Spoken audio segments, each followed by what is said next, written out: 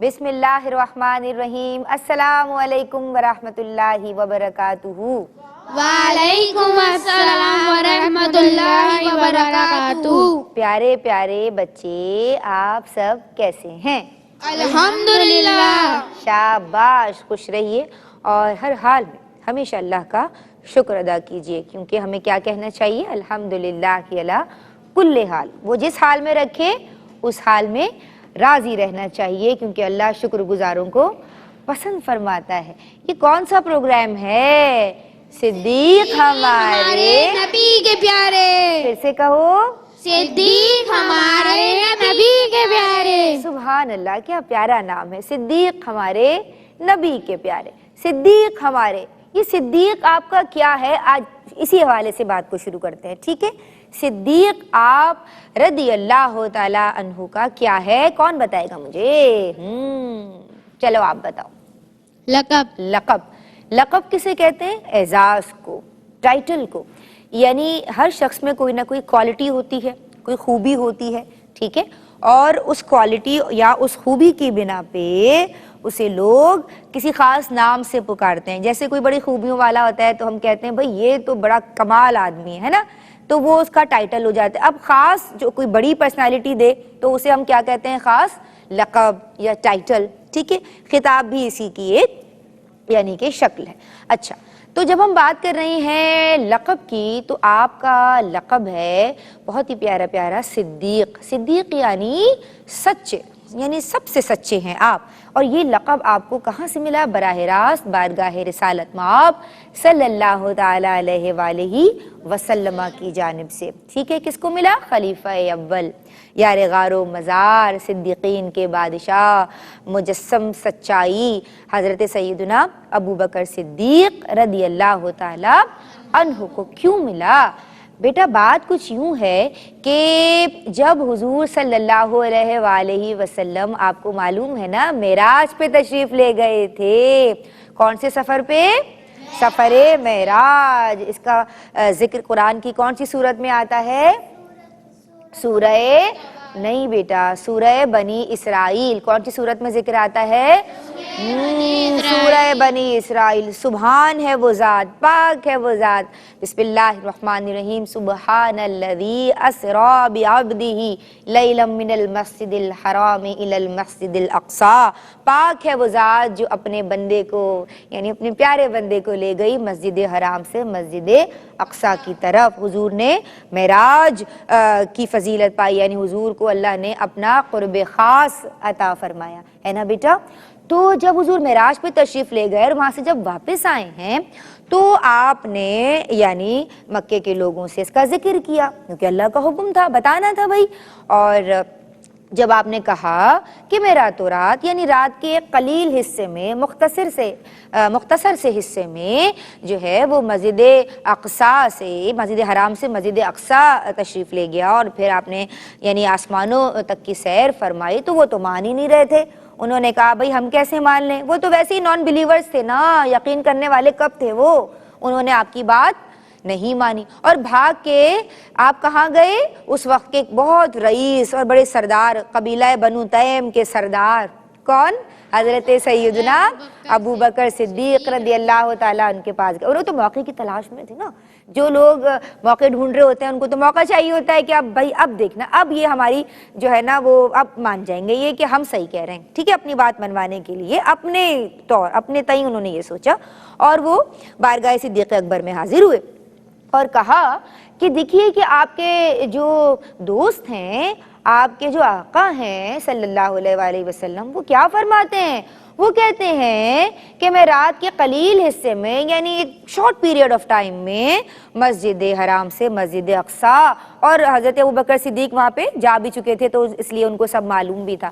पहले उन्होंने ज़रा ग्राउंड बनाया, उन्होंने कहा कि ऐसे ही कोई कहे कि मैं थोड़े से हिस्से में, जो कि इतने यानी मील की मसाफत है, इतना लंबा सफ़र है, कोई अगर ऐसे ही आपको कहे कि मैं मस्जिद हराम से मस्जिद अक़सा चले गया, आप मान लेंगे? आपने ऐसे करके उनको देखा कि भाई यानी यकीनन एक नामुमकिन सी बात नज़र आती।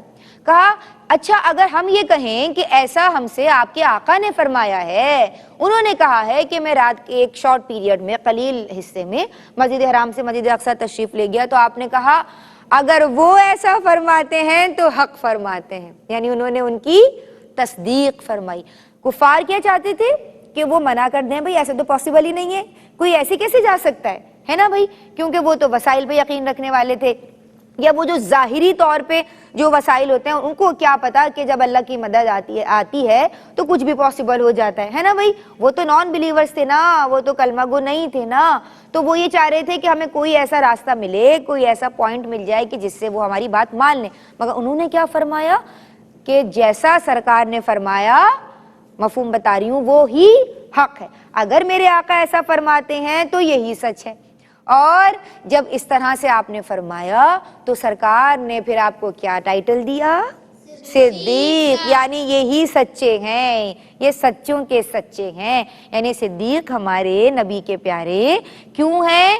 کیونکہ وہ ہر موقع پہ انہوں نے آپ کو ڈیفینڈ کیا، آپ کا ساتھ دیا، یعنی ہی واز دیئر ایچ یعنی ایوری ٹائم، جب بھی سرکار کو آپ کی ضرورت پڑی آپ وہاں موجود تھے۔ یعنی آپ صلی اللہ علیہ وآلہ وسلم کی جانب سے آپ کو لقب ملا کس کا؟ صدیق کا۔ اور کون سے واقعے پر؟ واقعے معراج پر، ٹھیک ہے بیٹا؟ اچھا یہ مجھے کون بتائے گا کہ اچھا ایک اور چیز آپ کو بتاتی ہوں کہ سرکار کی حدیث مبارکہ ہے صلی اللہ علیہ وآلہ وسلم ترمذی شریف کی کہ آپ نے فرمایا کہ انتا عتیق اللہ من النار، کہ اے صدیق یعنی ابو بکر، اللہ نے آپ کو جہنم کی یعنی دوزخ کی آگ سے نجات دے دی، دوزخ کی آگ کو آپ پہ حرام کر دیا ہے، آپ کو اس سے دور کر دیا ہے۔ کس کو؟ صدیق اکبر کو۔ تو میں نے ابھی وہ لفظ بھی استعمال کیا، مجھے یہ بتاؤ کہ یہ جو ٹائٹل، یہ جو بشارت ملی ہے وہ کون سا لقب ہے جو آقا نے حضرت صدیق اکبر کو عطا کیا؟ عتیق۔ عتیق، آپ کا ایک لقب عتیق بھی ہے، ٹھیک ہے؟ عتیق یعنی آپ کو، آزاد۔ ہاں، اللہ کے حبیب نے آپ کو کیا کیا؟ آزاد کر دیا، کہاں سے؟ یعنی آپ اللہ کے حکم سے، اللہ کی اذن سے عطا فرمانے والے ہیں نا، اللہ نعمتیں دیتا ہے اور حضور تقسیم فرماتے ہیں، تو حضور نے فرمایا اللہ نے آپ کو جہنم کی آگ سے دور کر دیا ہے، جہنم کی آگ آپ پہ حرام کر دی ہے۔ سمجھ آئی بیٹا؟ انتا عتیق اللہ من النار، آپ کو جہنم کی آگ سے دور کر دیا ہے۔ یہ خوشخبری کس نے دی؟ حضور جان عالم صلی اللہ علیہ وآلہ وسلم نے۔ ایک اور لقب پہ بات کرتے ہیں، ٹھیک ہے بیٹا؟ یہ بتاؤ مجھے کہ آسمانوں پہ آپ کو کس لقب سے پکارا جاتا ہے؟ ہاں بتائیے۔ حلیم۔ حلیم، ٹھیک ہے جی، آپ کا آسمانوں پہ لقب کیا ہے؟ حلیم۔ جی بیٹا، تو آپ کو واقعہ بتاتی ہوں۔ ایک مرتبہ حضور جان عالم صلی اللہ علیہ وآلہ وسلم جن کی بارگاہ میں فرشتے حاضر ہوتے تھے اور حضرت جبریل امین فرشتوں کے یعنی ملائکہ کے جو سردار ہیں وہ وحی لے کے آتے تھے نا اللہ تبارک و تعالیٰ کی جانب سے، یعنی میسیجز، وحی کیا ہے؟ میسیج آف اللہ سبحانہ و تعالیٰ، ٹھیک ہے؟ تو وہ وحی لے کے آتے تھے اور وہ آپ کی بارگاہ میں موجود تھے کہ حضرت سیدنا ابو بکر صدیق رضی اللہ عنہ آئے، تو وہ جیسی آئے تو انہوں نے سرکار سے پوچھا، سید الانبیاء امام الانبیاء حضور جان عالم صلی اللہ تعالیٰ علیہ وآلہ وسلم سے کہ یہ ابو قحافہ کے بیٹے ہیں رضی اللہ تعالیٰ عنہ؟ تو انہوں نے کہا کہ آپ انہیں جانتے ہیں، یعنی حضور جان عالم نے، ہمارے پیارے نبی صلی اللہ علیہ وآلہ وسلم نے کیا کہا؟ آپ انہیں جانتے ہیں؟ تو انہوں نے کہا، کیا جواب دیا آپ یہاں پہ سبحان اللہ کہو گے کہ یہ اللہ کے بندے یعنی یہ جو خلیفہ اول تھے نا وہ، تو آپ نے یہ فرمایا کہ جو ابو بکر صدیق ہیں یہ آسمانوں پہ زمین سے بھی زیادہ مشہور ہیں، اور آسمانوں پہ جو ان کا لقب ہے وہ کیا ہے؟ حلیم ہے۔ جی کہیے سبحان اللہ۔ سبحان اللہ۔ تو تب سے پھر جو ہے وہ ہمیں پتہ چلا، کیونکہ یہ آیا ہے روایت میں موجود ہے کہ آسمانوں پہ آپ کا لقب کیا ہے؟ حلیم ہے۔ تو ابھی تک ہم نے کتنے لقب بتائے؟ صدیق، عتیق اور حلیم، شاباش۔ اچھا یہ مجھے بتاؤ کہ اگر ہم بات کریں آپ کی سخاوت کی، کس کی سخاوت کی؟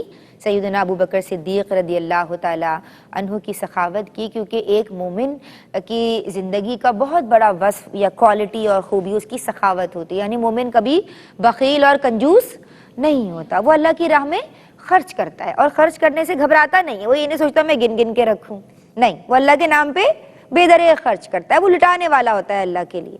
تو جب آپ نے اسلام قبول کیا یعنی when he accepted اسلام، کون؟ حضرت ابو بکر صدیق رضی اللہ تعالیٰ عنہ، جب وہ حلقہ بگوش اسلام ہوئے تو آپ کی عمر مبارک کتنی تھی، کسی کو معلوم ہے؟ 38 سال 38 سال یعنی 38 ایئرس، ٹھیک ہے.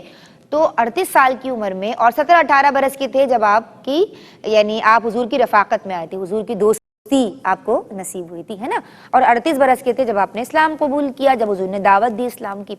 تو بیٹا آپ نے اس وقت یعنی کیونکہ آپ تو بڑی، میں نے بتایا تھا نا کہ بڑے ویلدی تھے اور روسا میں یعنی رئیس گھرانے سے تعلق رکھتے تھے قریش کے نا، قبیلہ بنو تیم جو کہ بڑا مالدار آپ کا گھرانہ تھا، بڑے سخی تھے یعنی آپ کے قبیلے کے لوگ.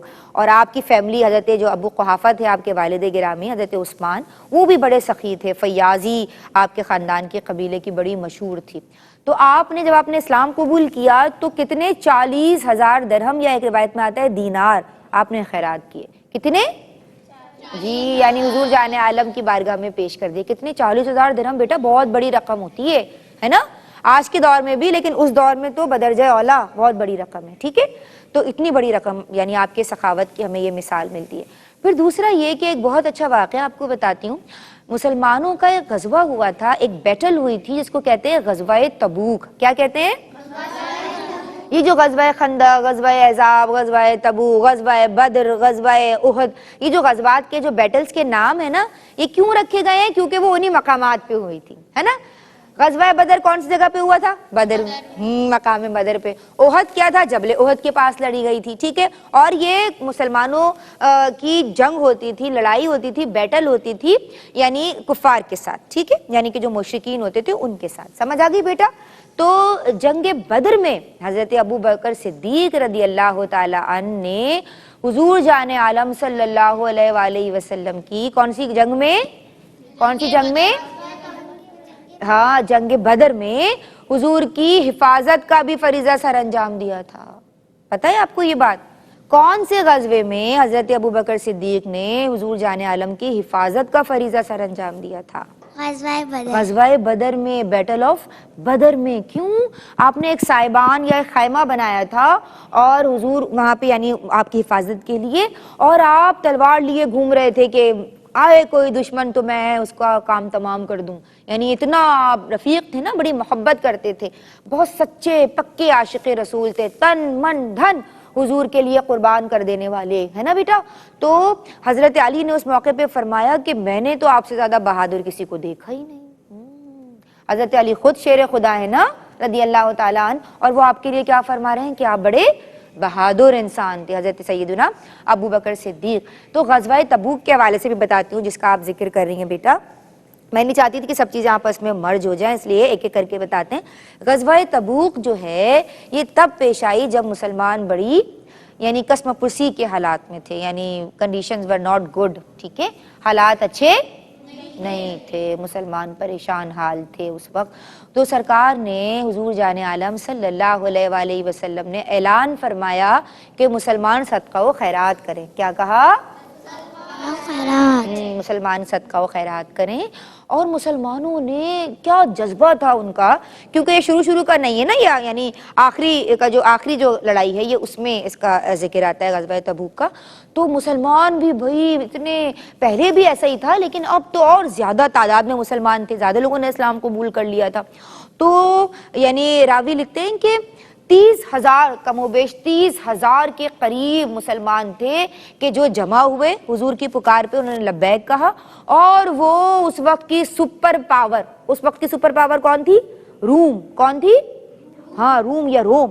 تو اس سے لڑنے کے لیے وہ نکلے ہیں حضور کے کہنے پہ. اور کون سے مقام پہ جمع ہوئے؟ جا کے تبوک کے مقام پہ. تو بیٹلز کو جن مقامات پہ وہ ہوئیں، اچھا یہ بھی مزے کی بات بتاؤ، غزوہ جو جنگ تبوک تھی وہ لڑی ہی نہیں گئی، وہ آئے ہی نہیں. کفار پہ ایسی ہیبت طاری ہوئی کہ یہ تو اتنا بڑا لشکر ہے مسلمانوں کا، تو ہم تو ان سے ہار جائیں گے. تو وہ حضور 20 دن کم و بیش وہاں موجود رہے اپنے لشکر کے ساتھ، لیکن وہ لوگ لڑنے کے لیے نہیں آئے. تو اسی طرح حضور وہ جنگ جیت گئے، ہے نا بھائی. مسلمانوں کو فتح حاصل ہوئی. کون سی غزوہ تھا یہ؟ کون سا غزوہ تھا؟ غزوہ تبوک. جبکہ بظاہر ٹھیک ہے things were not in the favor of Muslims. ان کے مسلمانوں کے فیور میں چیزیں نہیں تھیں، کیونکہ انہوں نے یعنی جس وقت کھجور اتارنے کا ٹائم تھا، فصل کاٹنی تھی، انہوں نے سوچا کہ بھائی انہوں نے اعلان کر دیا جو ان کا یعنی لیڈر تھا کہ ہم تو ان پہ چڑھائی کر دیں گے مسلمانوں پہ، ہے نا. تو اس وقت وہ کون سا جذبہ تھا جنہوں نے مسلمانوں میں ایک نئی روح پھونک دی تھی اور سب نے قربانیاں دینے سے بھی دریغ نہیں کیا اور خوب سخاوت کی؟ وہ کون سا جذبہ تھا بچوں؟ وہ کون سا جذبہ تھا؟ کون بتائے گا؟ ایمان کا جذبہ. کون سا جذبہ تھا؟ میرے ساتھ بولو. ایمان کا جذبہ. جب مسلمانوں کے ساتھ اللہ کی مدد ہوتی ہے، جب ان کا یقین ہوتا ہے اللہ کی ذات پہ، تو وہ ان کے قدم نہیں لڑکھڑاتے، ان کے قدم نہیں لڑکھڑاتے. ان کو پتا ہوتا ہے اللہ is there with us، ہے نا، اللہ ہمارے ساتھ ہے. حضور نے کیا فرمایا تھا؟ لا تحزن ان اللہ معنا. حضرت صدیق اکبر کو کیا فرمایا تھا؟ مت ڈرو، غم مت کرو، اللہ ہمارے ساتھ ہے. تو اللہ ان کے ہمیشہ ساتھ رہا کیونکہ وہ ایمان والے تھے، وہ مومن تھے حقیقی طور پہ. اس وقت کے تمام لوگ صحابہ کرام جن کا ہم ذکر کر رہے ہیں. تو غزوہ تبوک میں حضرت ابو بکر صدیق نے سخاوت کی اعلیٰ مثال قائم کی بیٹا، اور اپنے گھر کا سارا سامان، حضرت عمر فرماتے ہیں، روایت کرتے ہیں کہ آپ اپنے گھر کا آدھا مال لے آئے تھے نا. تو اللہ کے رسول نے پوچھا کہ آپ پیچھے کیا چھوڑ کے آئے؟ تو انہوں نے کہا آدھا مال گھر والوں کے لیے چھوڑا اور آدھا مال لے آیا ہوں. جب حضرت ابو بکر صدیق آئے تو وہ سارا مال اپنے گھر کا لے آئے. تو جب حضور نے پوچھا صلی اللہ علیہ وآلہ وسلم نے کہ آپ پیچھے کیا چھوڑ کے آئے، تو انہوں نے کیا فرمایا؟ اللہ اور اس کا رسول. کیا فرمایا بیٹا؟ اللہ اور اس کا رسول. زور سے بولو. سبحان اللہ. تو بس آج کے لیے اتنا ہی. آج کا میسج یہ ہے بچوں کہ اللہ والے ہر حال میں اللہ سے لو لگا کے رکھتے ہیں. قوت ایمانی اور جذبہ ایمانی ان میں درجہ کمال کو پہنچا ہوا ہوتا ہے، اور پھر وہ خطرات سے گھبراتے نہیں ہیں، ان کے قدم لڑکھڑاتے نہیں ہیں. اور اسی لیے آپ دیکھیے کہ حضرت سیدنا صدیق اکبر اپنے گھر کا سارا سامان، although he was a wealthy person، لیکن اپنا سارا سامان کچھ بھی پیچھے نہیں چھوڑا. پہلے بھی 40,000 دینار آپ نے یا درہم آپ نے جب حلقہ بگوش اسلام ہوئے اس وقت آپ نے خیرات کیے، اور مستقل آپ دیکھیں کہ آپ جو ہے وہ اسلام کے لیے آپ نے بڑی قربانیاں دیں، اور پیسے کے حوالے سے بھی، مال کے حوالے سے بھی آپ نے مال بھی بے دریغ خرچ کیا. غزوہ تبوک کے موقع پہ سارا کا سارا سامان اپنے گھر کا جو کچھ بھی موجود تھا، ایک سوئی تک دیواروں پہ ہاتھ لگا لگا کے چیک کیا، ایک سوئی تک نہیں چھوڑی. اور جب حضور نے پوچھا تو فرمایا کہ میرے لیے یا میرے گھر والوں کے لیے کون ہے؟ اللہ اور اس کا رسول. سبحان اللہ. یہ ہوتا ہے درجہ ایمانی، اسے کہتے ہیں قوت ایمانی. السلام علیکم ورحمۃ اللہ.